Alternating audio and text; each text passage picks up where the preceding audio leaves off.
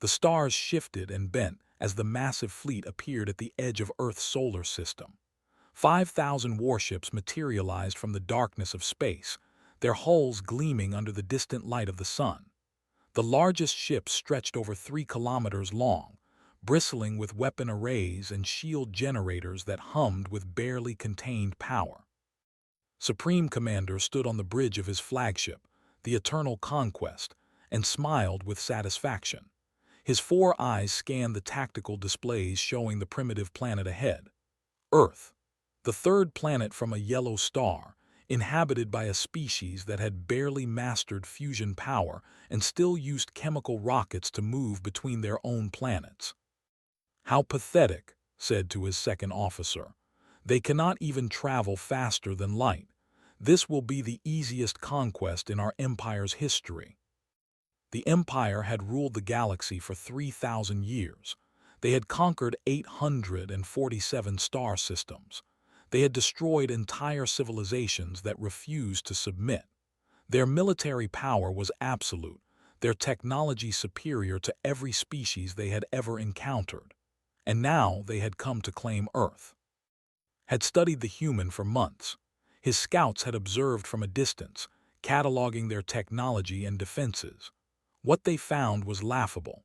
The humans had some satellites in orbit, basic defense platforms with simple projectile weapons, and a small fleet of fusion-powered vessels that looked like toys compared to dreadnoughts. "Open a communication channel to the planet," commanded. "Let us offer them the standard terms." The communications officer worked his console, sending a signal toward Earth. Within moments, a response came back. The face of a human appeared on the main screen. He wore a simple uniform with the insignia of Earth's defense forces on his shoulder. "This is Admiral of the United Earth Defense Council," the human said calmly. "We have received your fleet's arrival. State your intentions." Laughed a harsh sound that echoed through the bridge. "Your intentions do not matter, primitive. I am Supreme Commander of the Imperial Armada. Your world is now property of the Empire. You have 24 hours to surrender unconditionally. Gather your leaders and prepare to submit. If you resist, your cities will burn and your species will be enslaved." Admiral's expression did not change. He simply nodded slowly as if had commented on the weather. "I see. We will convey your message to our government. Please stand by for our official response." The screen went dark, frowned. He had expected panic or at least fear. Instead, the human admiral had been calm, almost bored. It was strange but ultimately meaningless. In 24 hours, Earth would belong to the Empire. On Earth's orbital defense station, Admiral turned away from the communications console and sighed. Behind him, Captain leaned against the wall with her arms crossed. "They really think we're primitives," said with a slight smile. "Should we tell them the truth?" "Not yet," replied. "Director Sora wants to give them a chance to leave peacefully. We'll send the standard diplomatic response and see if they come to their senses." Walked to the observation window and looked out at the stars. Somewhere out there, 5,000 alien warships were preparing to attack her home. She felt no fear, only a slight annoyance. This was going to interrupt her research schedule. "Do you think they'll actually attack?" she asked. "Probably," said. "Species like this never back down. They've conquered hundreds of worlds, remember. They think military power is the only thing that matters. They're going to be very surprised." "Yes, they are." Meanwhile, on the surface of Earth, the Defense Council was meeting in their command center deep beneath the Swiss mountains. Director Sora sat at the head of the table, reviewing the data on the alien fleet. Around her, the council members discussed response options. "We should destroy them immediately," one council member suggested. "Show them what happens when someone threatens Earth." "No," Sora said firmly. "We are not monsters. We will give them multiple chances to leave. If they attack, we will disable their fleet, not destroy it. Every life has value, even theirs." Dr. Minu, the head of the Quantum Weapons Division, nodded in agreement. The dimensional shields are ready. Even if they fire everything they have, not a single shot will reach the planet's surface. We can afford to be patient. Commander, leader of the Ghost Fleet, spoke up. My squadron is ready to deploy if needed. We've been running simulations based on their technology level. Their weapons are roughly equivalent to what we were using 200 years ago. Sora smiled slightly. 200 years. Imagine that. And they think they're the most advanced species in the galaxy. The truth was simple but staggering. Humanity had been aware of the galactic community for over 2 centuries. They had discovered faster-than-light travel early in the 21st century, not through the crude warp drives other species used, but through quantum manipulation and dimensional shifting.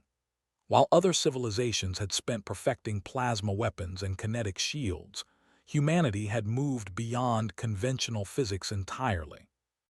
Earth's real defenses operated on principles they couldn't even detect. The primitive satellites they had observed were decoys, old equipment deliberately left in orbit to mislead potential threats. The actual defense grid existed partially in another dimension, invisible to conventional sensors. The Ghost Fleet, Earth's primary military force, consisted of 300 vessels that could phase between dimensions, making them effectively untouchable. Their weapons could manipulate gravity, create localized singularities, or simply erase matter from existence at the quantum level. But humanity had learned an important lesson from observing the galactic community. Species that showed their full strength became targets. Better to appear weak and be left alone while you pursued real advancement. So Earth had hidden, watching and learning, while the galaxy's empires fought over territory using technology humans had surpassed centuries ago. Now someone had made the mistake of threatening Earth directly.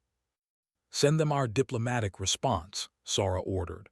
Offer them the chance to leave peacefully. Explain that an attack would be unwise. Use polite language but make it clear we are capable of defending ourselves. The message was sent. On the Eternal Conquest, read Earth's response and laughed again. They claim they can defend themselves, he said mockingly. They say we should leave for our own safety. The arrogance of these primitives knows no bounds. His tactical officer spoke up. Commander, there is something unusual. Their message included data on our fleet composition, including the locations of our cloaked scout ships. How could they know about those? Waved a hand dismissively. A lucky guess, or perhaps they have better sensors than we thought. It changes nothing. Begin the attack. The Armada moved forward, weapons charging, shields at maximum. They were about to learn the most painful lesson in their empire's history. Earth was not prey. Earth was not a target. Earth was something they could not even comprehend, and they were about to find out exactly what that meant. The first wave of plasma bolts streaked across space toward Earth. 200 warships had opened fire simultaneously, launching enough destructive energy to vaporize a small moon. The bolts burned bright blue against the darkness, each one carrying enough power to level an entire city. On Earth's surface, people went about their daily lives. Children played in parks. Office workers drank coffee. Street vendors sold food. Nobody panicked because nobody was afraid. The news channels reported the attack calmly, the way they might report weather conditions. The alien fleet has begun firing on Earth, one news anchor said with remarkable composure. The Defense Council assures citizens that all planetary shields are functioning normally. There is no cause for alarm. In other news, the Global Harvest Festival will begin next week. High above the planet, the plasma bolts reached the outer edge of Earth's atmosphere. Then they simply vanished. No explosion, no flash of light, no impact. One moment the deadly weapons existed, the next moment they did not. The dimensional shield network had dissipated them across multiple realities, spreading their energy so thin that it became meaningless. On the Eternal Conquest stared at his displays in confusion. What happened? Did we miss? Negative, Commander. his weapons officer replied, checking his instruments frantically. All shots were on target. They should have struck the planet, but there's nothing. No impact signatures, no shield deflections, no energy readings at all. It's as if our weapons simply stopped existing. "Fire again," shouted. "All ships full bombardment." 5,000 warships opened fire. The amount of energy released was staggering, enough to crack a planet's crust and boil its oceans.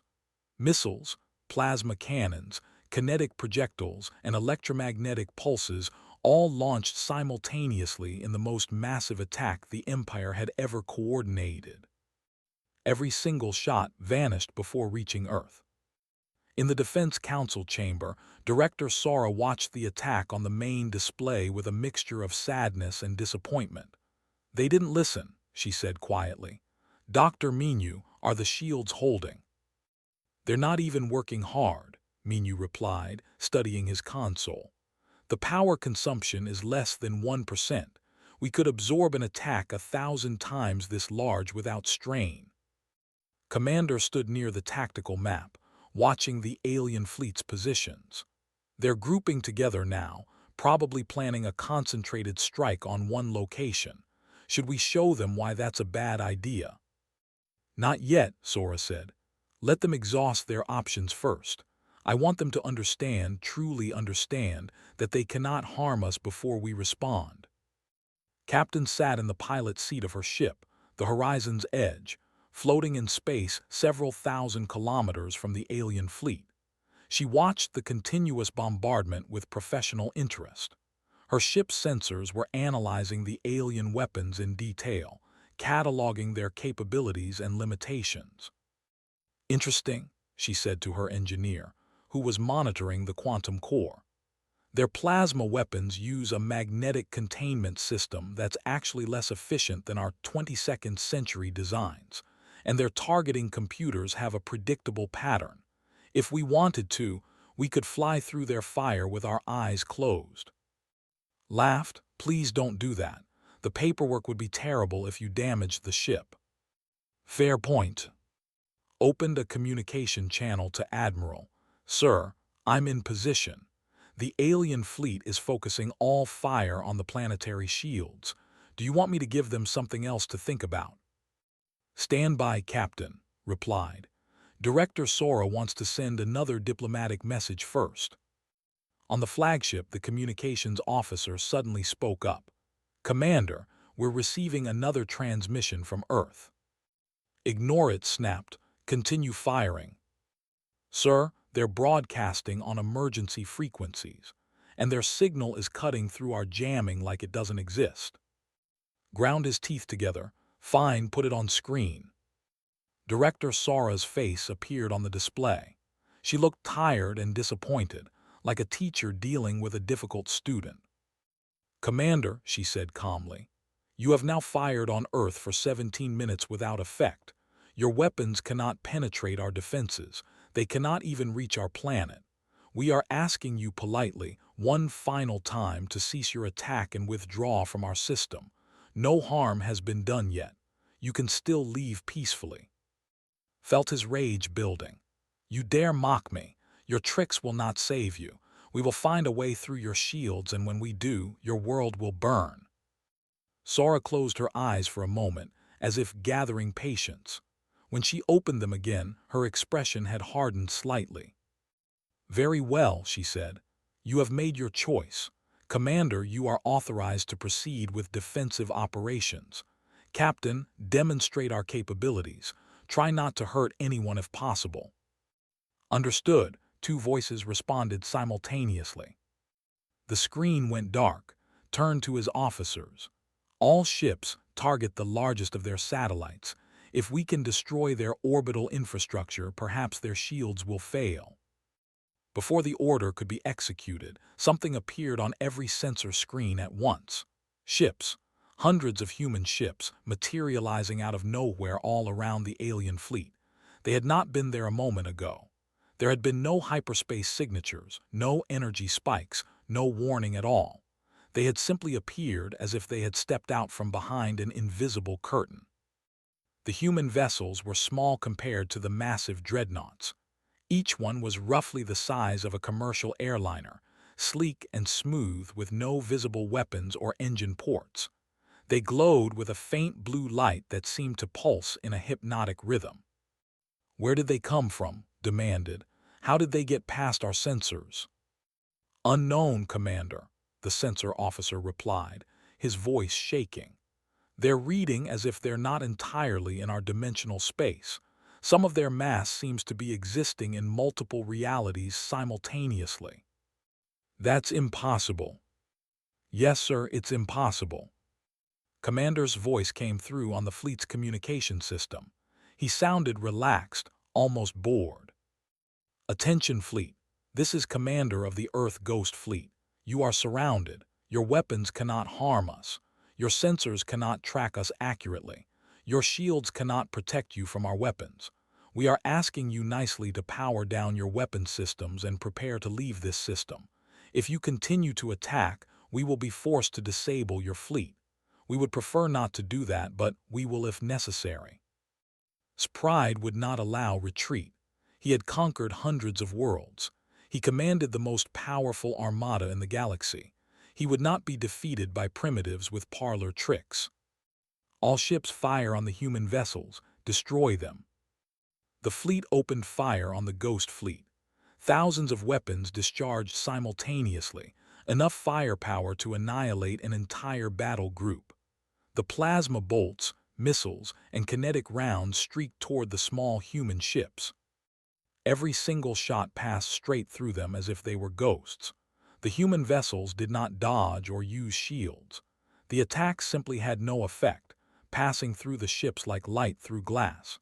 It was as if the human vessels existed in a slightly different reality, close enough to be seen but too far removed to be touched. On the horizon's edge shook her head. "They really don't learn, do they?" "Apparently not," replied. "Should we show them what real weapons look like?"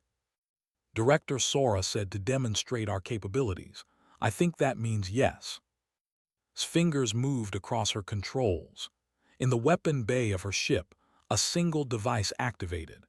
It was called a gravity lance, and it worked by creating a focused beam of gravitational force so intense that it could manipulate matter at the atomic level. Targeting the flagship, said, "One shot, precision strike, no casualties if possible."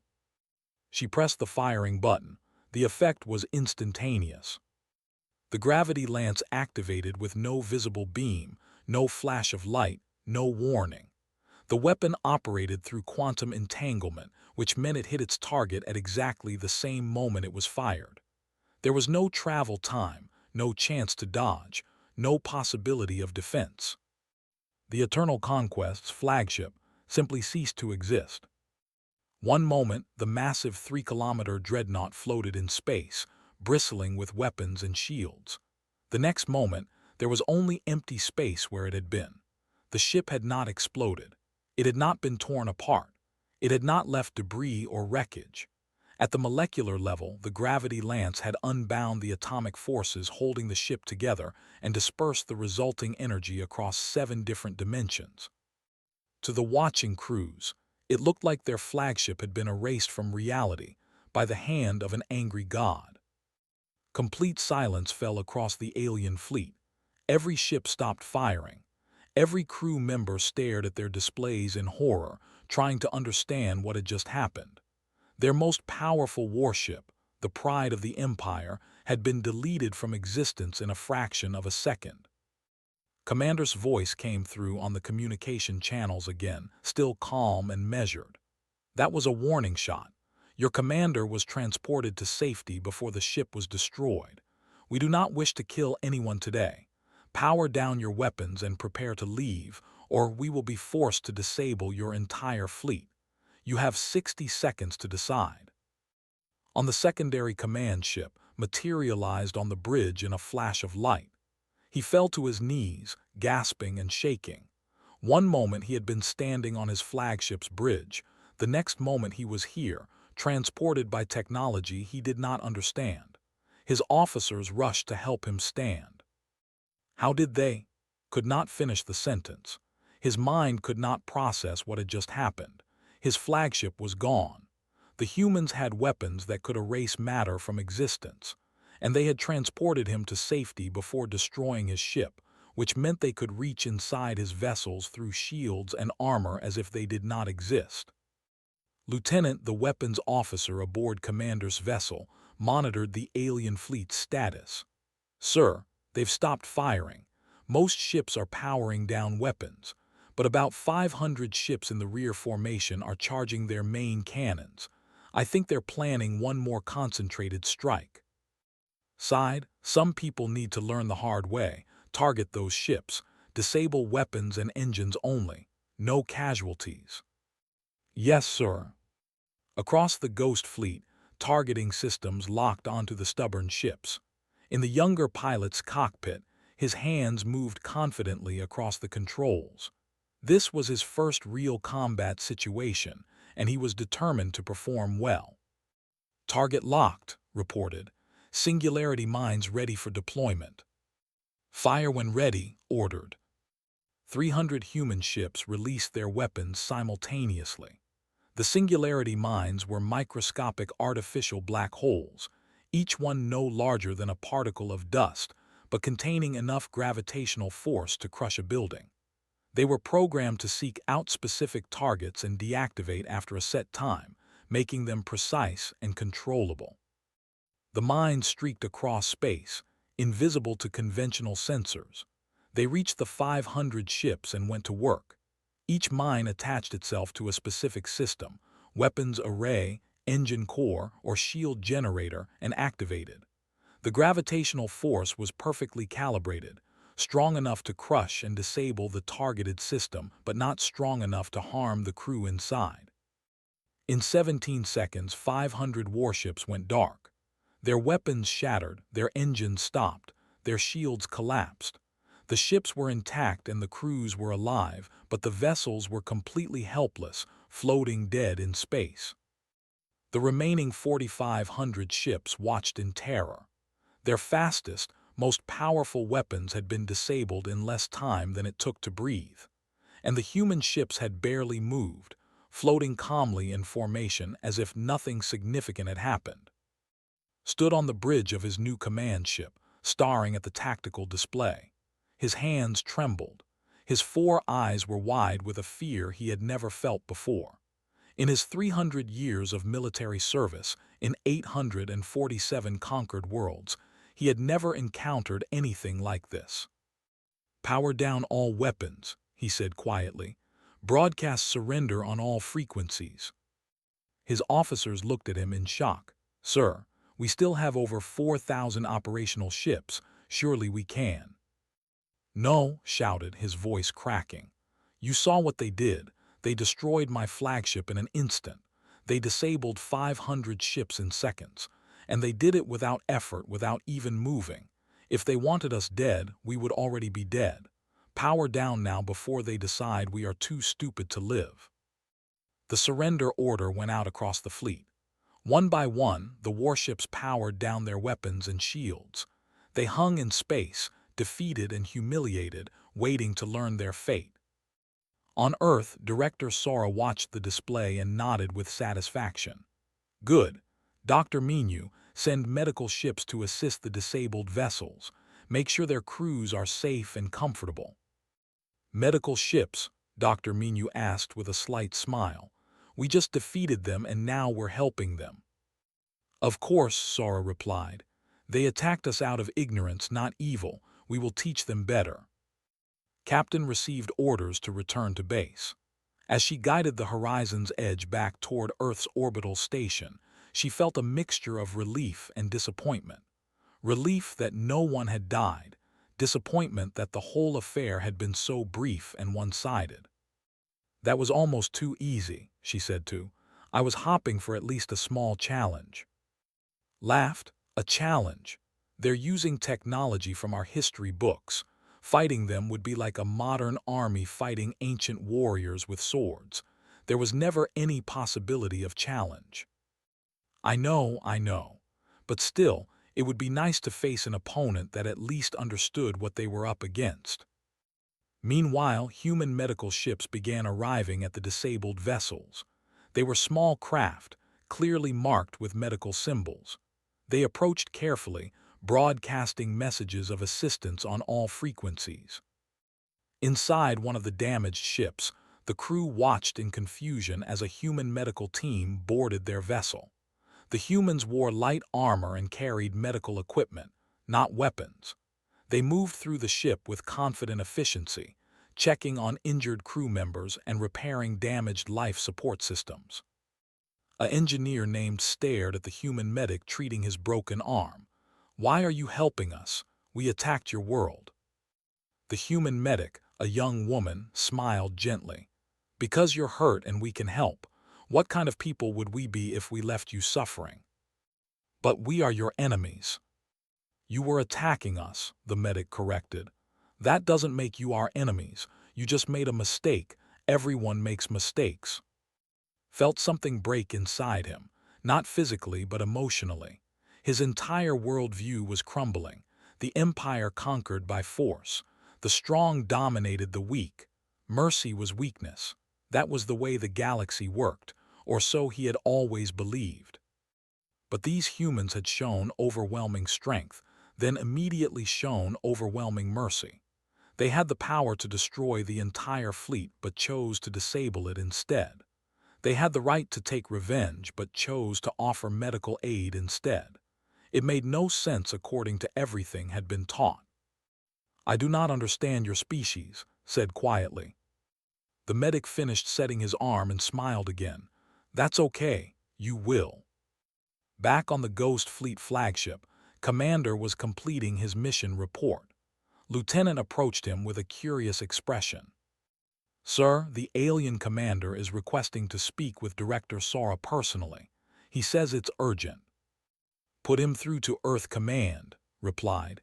"Let the director decide if she wants to talk to him." On Earth, Sora received the communication request and accepted it. His face appeared on her screen. He looked broken, defeated, and confused. His arrogance was completely gone, replaced by something that looked almost like fear. "Director Sora," began, his voice hoarse. "I request to speak with you in person. I need to understand. I need to know what we face today, please." Sora studied him for a moment, then nodded. "Very well. You will be transported to our orbital station within the hour. Come alone and unarmed. We will talk." "Thank you," said and meant it. The screen went dark. Sora leaned back in her chair and looked at Dr. Minu, who had been watching the exchange. "He wants to know the truth," Minu observed. "Yes," Sora agreed, "and I think it's time we told him. Not everything, of course, but enough that he understands his place in the universe. Perhaps this will be the beginning of something better. Or perhaps they'll just fear us now. Perhaps, but fear that leads to respect is better than ignorance that leads to conflict. We'll see what kind of person this really is." Outside the station windows, the stars shined peacefully. The brief battle was over. Now came the harder part, explaining to the galaxy that humanity was not what they had thought and never had been. Supreme Commander materialized on Earth's orbital station in another flash of light. The transportation technology still frightened him. One moment he stood on his command ship. The next moment he was here, in a simple but elegant reception room with large windows showing the blue curve of Earth below. Director Sora stood waiting for him. She was smaller than expected, a human woman of average height wearing a simple gray uniform. But there was something in her eyes, an intelligence and depth that made him feel like she could see straight through him. "Welcome to Earth Station 1, Sora said politely. "Please sit." She gestured to chairs arranged around a low table, real chairs, sized appropriately for physiology. They had prepared specifically for his arrival. This attention to detail unsettled him even more. Sat carefully, trying to maintain some dignity despite his defeat. "Thank you for seeing me, Director. I have many questions." "I imagine you do. Before we begin, would you like something to drink? We have analyzed biology and prepared several beverages that should be safe and pleasant for you." I paused. They had analyzed his species' biology well enough to prepare appropriate drinks. When had they done that? "Yes, thank you." A human attendant brought a tray with several containers, chose one at random and tasted it cautiously.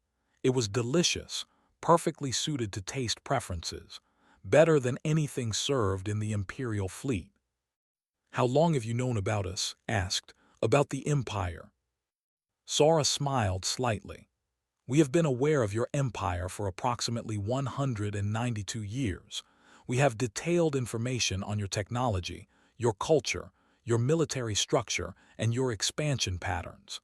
We have been watching the galactic community for over 2 centuries." Felt his stomach drop. 200 years. They had been watching for 200 years. "But that is impossible. We would have detected your ships. We have sensors across hundreds of systems." "Your sensors are designed to detect the technology you understand," Sora explained gently. "Our ships operate on principles that your sensors were not built to recognize. We can observe you while remaining completely invisible to your detection systems." "Then why did you never make contact? Why hide?" Sora walked to the window and looked out at Earth. "Tell me, Commander, what is the primary activity of the galactic community as you know it?" We conquer and expand. We compete for resources and territory." "Exactly. The galaxy is full of empires fighting over planets and resources, using technology that has barely advanced in thousands of years. Your plasma weapons, your fusion drives, your shield systems, they are all variations on the same basic principles. Different species refine them differently, but the underlying technology is stagnant." She turned back to face him. "Humanity chose a different path. Instead of fighting over scraps, we focused on understanding the fundamental nature of reality. While your empire perfected plasma weapons, we learned to manipulate dimensions. While you built bigger ships, we learned to phase matter between realities. While you conquered planets, we unlocked the secrets of quantum mechanics and gravitational manipulation." Felt cold. "How advanced are you truly?" "That is difficult to answer," Sora said, sitting down across from him.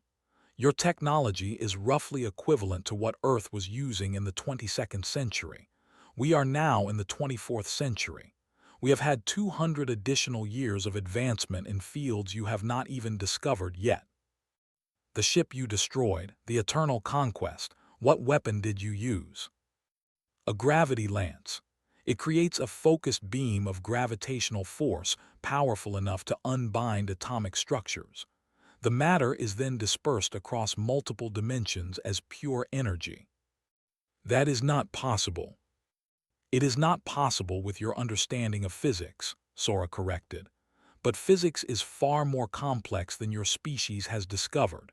There are 11 dimensions, Commander, not the 4 you are aware of. We learn to access and manipulate those other dimensions." Was silent for a long moment. Then he asked the question that had been haunting him. "How many ships does Earth really have?" "The Ghost Fleet which you encountered consists of 300 vessels. They are our primary defensive force." "Only 300, but you disabled 500 of my ships in seconds." "Yes, and if necessary, those 300 ships could disable your entire fleet just as quickly. Commander, do you understand what I am telling you? Your 5,000 warships, the pride of your empire, could not defeat 300 human vessels. And those 300 vessels are just one part of our military. They are not even our most advanced ships." Felt dizzy. "What are your most advanced ships?" "That information is classified. But I will tell you this. The Ghost Fleet is designed for defense. We have exploration vessels that make the Ghost Fleet look primitive. We have ships that can travel between galaxies in minutes. We have technology that would seem like magic to you." "Then why," struggled to form the words, "why do you not rule the galaxy? With such power you could conquer every species, every empire. You could be gods." Sora looked sad. "Because we do not want to. Commander, Conquering planets is what children do when they do not know any better. It is fighting over toys while ignoring the vast universe beyond. We are not interested in ruling over others. We are interested in understanding existence itself. She stood and walked to a console, pulling up a display. It showed a map of the galaxy with thousands of systems marked. This is the known galaxy. Your empire controls 847 systems. Impressive by your standards, but look at this. The display changed, showing layers upon layers of additional dimensions beyond normal space. This is just a fraction of what exists beyond your perception. There are entire universes parallel to this one. There are dimensions of pure energy. There are realities where the laws of physics work differently. This is what interests us. Not your planets, not your resources. The fundamental nature of existence. Stared at the display, his mind reeling. Everything he had believed, everything his empire stood for, suddenly seemed small and pointless. "What happens now?" he asked quietly. "Will you destroy the empire?" "No," Sora said firmly. "We will repair your ships and send you home with a message. Earth wishes to be left alone. We are not interested in joining your territorial conflicts, but we are also not afraid of them. If another empire attacks us, the result will be the same as what happened to your fleet. Will you share your technology with us?" "Some of it. We will provide medical technology that will save countless lives in your empire. We will share agricultural techniques that will help feed your people. But weapons technology? No, you are not ready for that kind of power. Perhaps in a few thousand years, when your species has matured beyond conquest, we can talk again." Dr. Minu entered the room, carrying a data tablet. "Director, the repairs on the fleet are complete. All ships are functional and we have upgraded their medical bays with our basic healing technology. It will save many lives." "Thank you, Doctor," Sora turned back to. "We have also loaded your computers with detailed medical databases. Diseases that kill millions of your people every year can now be cured. We are giving you this freely as a gesture of goodwill." Felt tears forming in his eyes. His empire had attacked these people, had tried to conquer them, and in response, they had defeated his fleet without killing anyone and were now giving him gifts that would save countless lives. "I do not understand your species," he whispered. "How can you be so powerful and so kind at the same time?" "Because true strength is not about domination," Sora said gently. "True strength is about protecting others and making the universe better. Any species can build weapons. Real advancement comes from building bridges." Ambassador entered the room. She was a young human woman with a diplomatic demeanor. "Commander, I will be accompanying you back to your empire. I will serve as Earth's first official ambassador to the people. We hope this is the beginning of a better relationship between our species." Stood, feeling older and more tired than he had in his entire life. "What should I tell my emperor? What should I tell my people about what happened here?" Sora looked at him seriously. "Tell them the truth. Tell them that Earth is more advanced than any species in the known galaxy. Tell them that we do not wish to conquer or control, but we will defend ourselves absolutely if threatened. And tell them that we offer friendship and knowledge to those who approach us in peace. They will fear you. Perhaps, but fear that leads to respect is better than ignorance that leads to conflict. And hopefully, in time, that fear will transform into friendship." Nodded slowly. He understood now. Earth had not just defeated his fleet. They had shown him how small his empire was, how limited his understanding of the universe had been. It was a crushing realization, but also strangely liberating. "I will deliver your message," he said, "and I will recommend that the empire seek peace with Earth. We have much to learn from you." "Then today was not a loss," Sora said with a warm smile. "Today was the beginning of understanding. That is worth more than any military victory." 6 months had passed since the fleet limped back to their home systems. 6 months since had delivered his report to the Emperor, and watched his leader's face turn pale with shock and fear. 6 months since Ambassador had established Earth's first diplomatic presence in the galactic community. The news had spread across the galaxy like wildfire. Earth, the supposedly primitive world at the edge of known space, had defeated the mighty Armada without losing a single ship. More shocking, they had done it without killing anyone. The story seemed impossible, but thousands of witnesses confirmed every detail. Now, representatives from dozens of species were requesting permission to visit Earth. Some wanted to establish trade relationships. Some wanted to form defensive alliances. Many simply wanted to see the mysterious humans for themselves. Director Sara stood in Earth's new orbital diplomatic station, looking out at the steady stream of arriving ships. The station had been built specifically to handle the sudden interest in humanity. It was beautiful and functional, a gleaming structure that showcased human architectural abilities while remaining welcoming to alien visitors. "Quite a change from 6 months ago," Dr. Minu said, joining her at the window.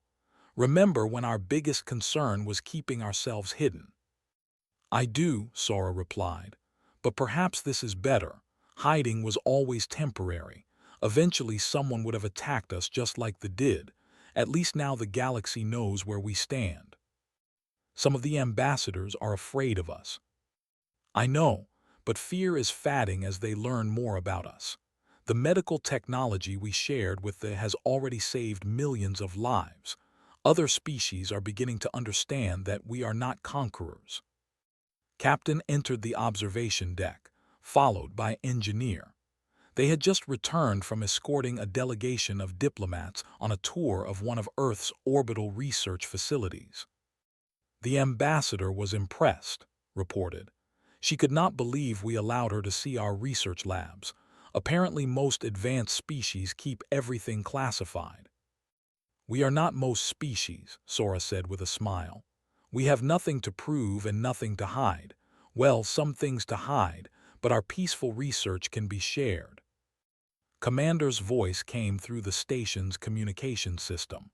"Director, we have a situation. The Emperor's personal ship has just arrived at the outer marker. He is requesting permission to visit Earth. In person." Everyone in the observation deck turned to stare at the communication panel. The Emperor never left his throne world. Never. His personal appearance at Earth was unprecedented. "Grant him permission to approach," Sora said calmly. "Prepare the ceremonial receiving area. If the Emperor of the most powerful empire in the galaxy is coming to visit us, we should receive him appropriately."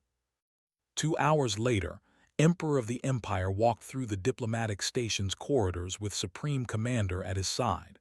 Was old, even by standards. His 4 eyes had seen centuries of conquest and expansion. But now those eyes looked around the human station with a mixture of curiosity and caution.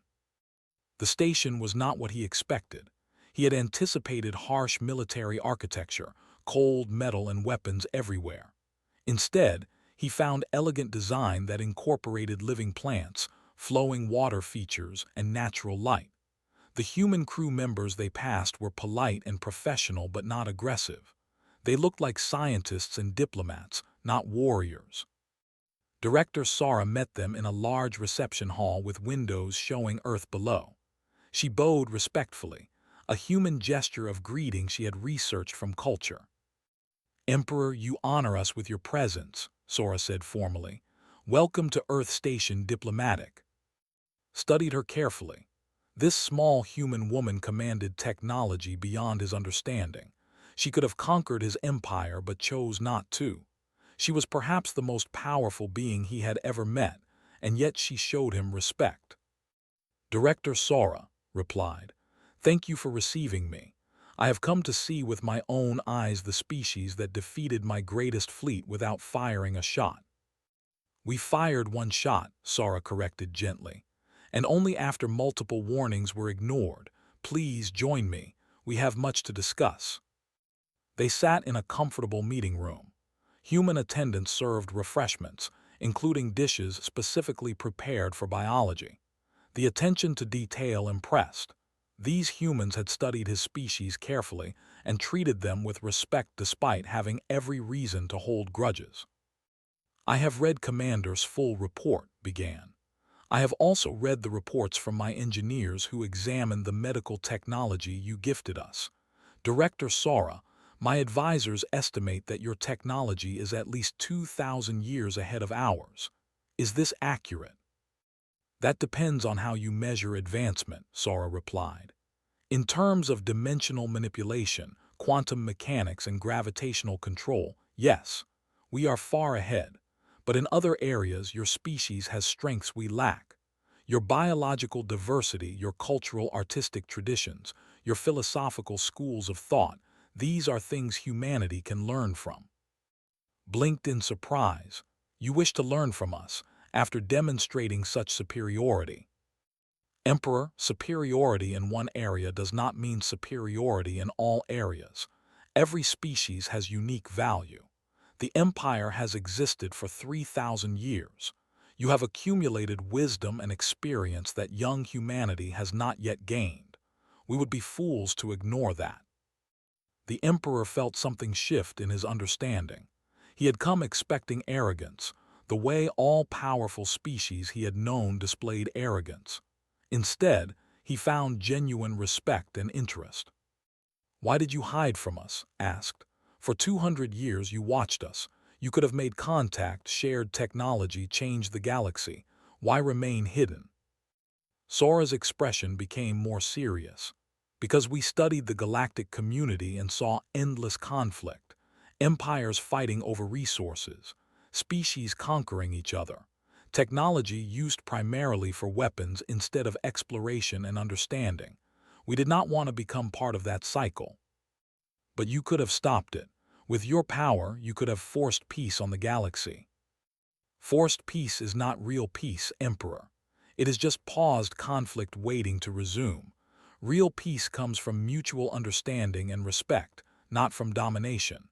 We chose to wait, to watch, to learn, and to hope that eventually the galaxy would mature beyond constant warfare." Was quiet for a long moment. Then he asked the question that had haunted him since reading's report. "Director Sora, what is Earth's true military strength? How powerful are you really?" Sora looked at him steadily. "The Ghost Fleet that disabled your armada represents approximately 10% of our defensive capabilities.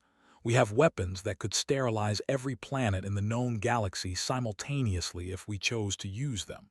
We have defensive systems that could withstand an attack from every military force in the galaxy combined. But here is what you need to understand, Emperor. We will never use those capabilities for conquest, only defense." "How can I believe that? How can anyone believe that? Every species with power uses it to dominate others." "Because we have had this power for 200 years and have not used it once until you attacked us. Because we are more interested in exploring the universe than controlling it. Because our goal is not to rule over others, but to understand the fundamental nature of existence itself." Ambassador, who had been serving in the Empire for 6 months, spoke up. "Emperor, I have lived among your people. I have seen your cities, met your citizens, studied your culture. The people are not evil. They are trapped in a system that values conquest over cooperation. Earth wants to offer an alternative, not through force but through example." Looked at, who nodded. "She speaks truth, my Emperor. I have seen Earth's cities. They have no poverty, no starvation, no disease. Their people are educated and free. They have achieved what we thought impossible, a society where everyone prospers." "And you did this without conquering anyone?" asked Sora. "We did this by focusing on solving problems instead of creating them, by investing in science and education instead of endless military expansion, by working together as one species instead of fighting among ourselves." The Emperor stood and walked to the window, looking down at Earth. From space, it looked peaceful and beautiful. Blue oceans, green continents, white clouds. No visible weapons, no orbital fortresses. Just a world that seemed to exist in harmony with itself. "I am old," said quietly. I have ruled the empire for over 200 years. I have conquered systems and crushed rebellions. I have been praised as the greatest emperor in our history. But standing here, looking at your world, I feel like a child playing with toys while adults do real work. Sora joined him at the window. You are not a child, Emperor. You are a leader who is wise enough to recognize when change is needed. That wisdom is valuable. The galaxy needs leaders like you, leaders who can guide their people toward better paths. What would you have me do? End the Empire's expansion. Focus on improving the lives of your existing citizens instead of conquering new worlds. Share the medical technology we gave you with other species. Begin the slow work of transforming from an empire of conquest to a civilization of cooperation. My people will resist. They are proud warriors. Then give them something better to be proud of. Let them be proud of saving lives instead of taking them. Let them be proud of building instead of destroying. Humanity made this choice centuries ago. It was not easy, but it was worth it. Dr. Minu entered the room carrying a data tablet. Director, the medical technology transfer is complete. The Emperor's physicians now have access to treatments for over 3,000 diseases and conditions. We estimate this will extend the average by 40%. Turn to stare at Minu. You are giving us this freely. Of course, Minu said simply. What use is knowledge if not shared? These treatments will save millions of lives. Why would we withhold them? The Emperor felt tears form in his eyes. His entire worldview was crumbling. The strong dominated the weak. That was the law of the galaxy. But these humans were the strongest beings he had ever encountered, and they chose to heal instead of harm, to share instead of hoard, to teach instead of conquer. I do not know if I can change my empire, said honestly. 3,000 years of tradition cannot be undone quickly. No, Sora agreed.